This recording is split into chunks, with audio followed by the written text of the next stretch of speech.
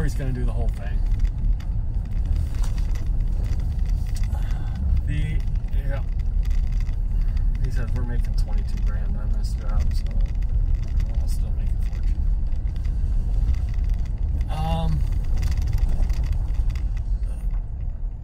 Yeah, Corey did.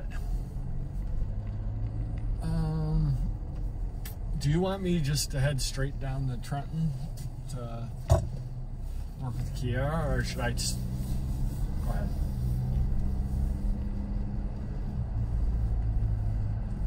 No, it would be way out of the way. But I was gonna, the plan was to hit Farmington Hills and Brighton on the way down, back down, but if you want me to do Kiara for Key Area first, we can do that. It'll just take me an hour. It'll take me about an hour and 40 minutes to get down there.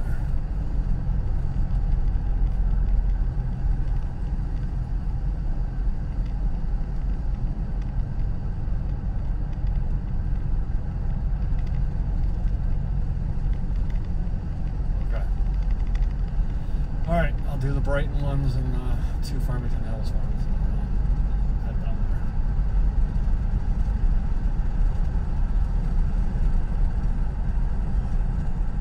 What's that?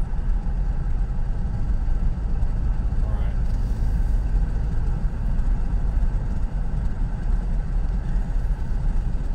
Okay. Yeah, when I get down there. Okay, sounds good.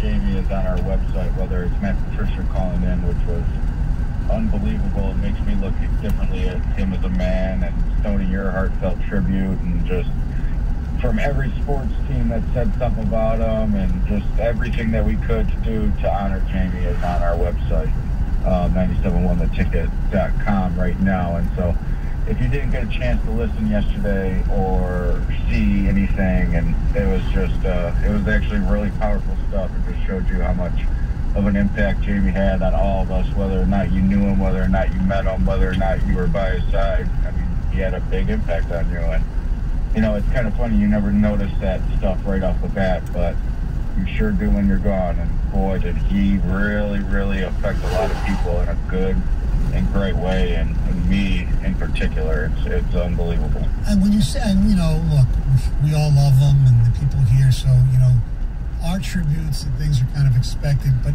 when you see some of the other stuff that was out there in the free press, and you know, Brad Galley's tribute was unbelievable.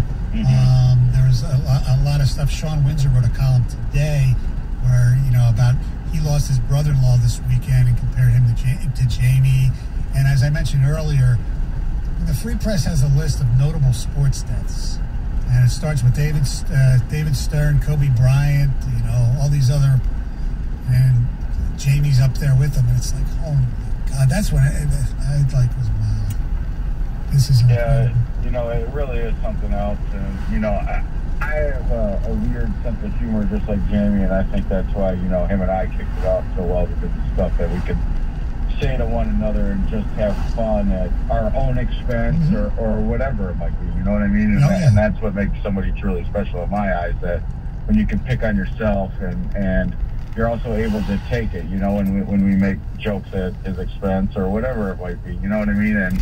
And it was just always a bright smile, and, you remember every day I got in there. I think he was the first person to go rush to tell or say something I heard or saw on TV, and it was good. And I mean, I'm trying to do my best to remember all the the positive stuff and the impact that he made on my life and in my career, and it's unbelievable. And there's times where he would post blogs, and I maybe wouldn't give it the headline that it needed, and it's just great times. And we have those memories, and we have photos, and we have a lot of people. I was talking about this with somebody last night. If I lost my father or a good friend or something like that, there's not videos to remember them. And luckily with Jamie, there's so much out there that we videotape him having a good time, being a goofball, him just being himself, that we can go back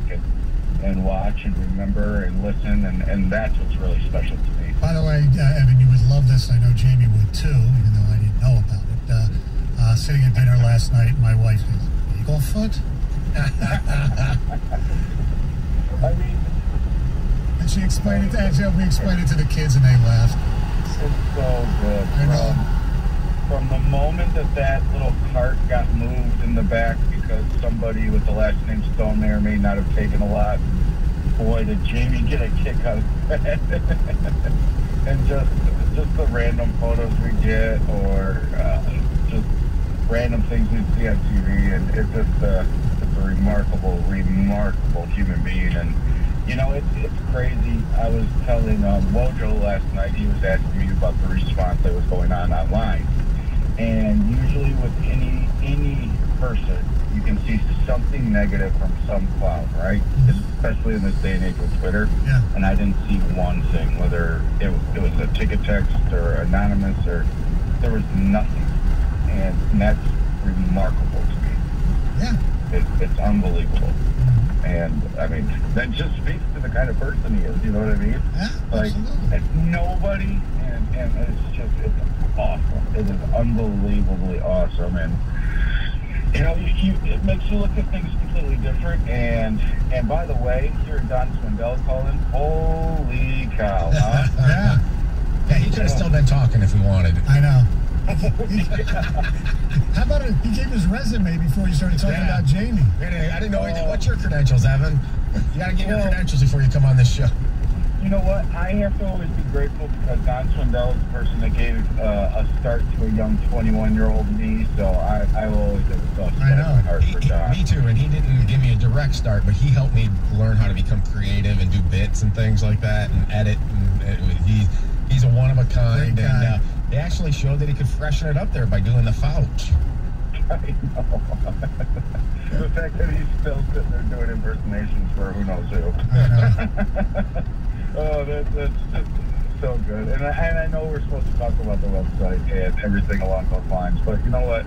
It's good to have good memories about Jamie and share those things about him. And there would be times, I think he was there when like the exit sign got smashed by a football, and we just all walk away, and it's so good. And I mean, he's sorely going to be missed, and I'm glad that you guys are keeping the name Jamie and Stoney, whether it's for today or tomorrow or whatever, but just to keep his memory intact, because there's so many people that he meant so many things to.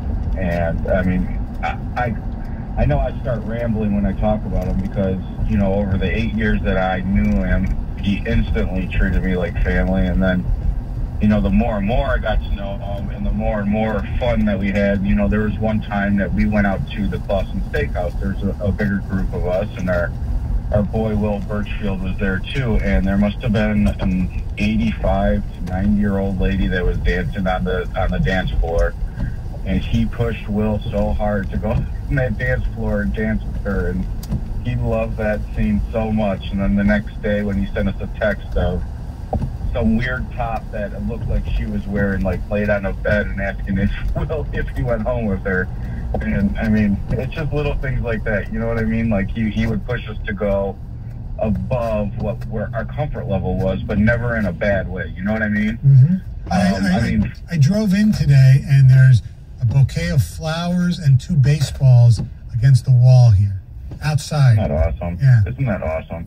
No idea. And you know what I liked about him too, and I always appreciate this, and this is a very selfish thing because I'm such a big sneakerhead and I love Michael Jordan, but anytime I would wear a pair of Air Jordans in, he would say, he would name the number, he would ask what they are, he would talk to me a little bit about them because he had the Infinity for him too, or, you know, he'd call me or send me a text at 10 o'clock at night and say, hey, you got a minute? And I'm like, yeah, sure, what? He's like, you know, I can't download these rosters for Josh on PlayStation. It's driving me nuts. Can you just help me out with this? And I mean, or he would ask me how to beat his son in PlayStation, and I'm like, you're screwed. I can't beat your son in PlayStation, so good luck. And just an unbelievable father, and what he would take his kids to in baseball, and when he would bring them in, and you know, we would always goof around, and I think that's my favorite thing about Jamie is we never really got serious about anything. You know what I mean? It was always lighthearted. We always just had fun, and that's what I like about him. You know, he never. I probably did a few things that he didn't like, but he never got upset or yelled or raised his voice or anything like that, or had an ego, or you know, because we could poke at him and joke about his big head, or you know, I knew that it was going on for such a long time, and I'd be like, you still got that great head of hair, and he liked joking with me about that. And so, I mean, Jamie's just a remarkable person, and I'm so glad that so many people reached out with text or tweets or Facebook messages or anything along those lines, and just remembered him in such a great way. And I think that's the most important thing about everything, is that so many people liked him. You know, the fact that Scott Van Pelt out of nowhere had no connection to him or anybody at this radio station, and read Wojo's story and was like, he was such a powerful person. I wish I could have got to know him. And everybody needs somebody like that in their life to make them a better person, and that's exactly what he did. No doubt about it. Stoney was the primary person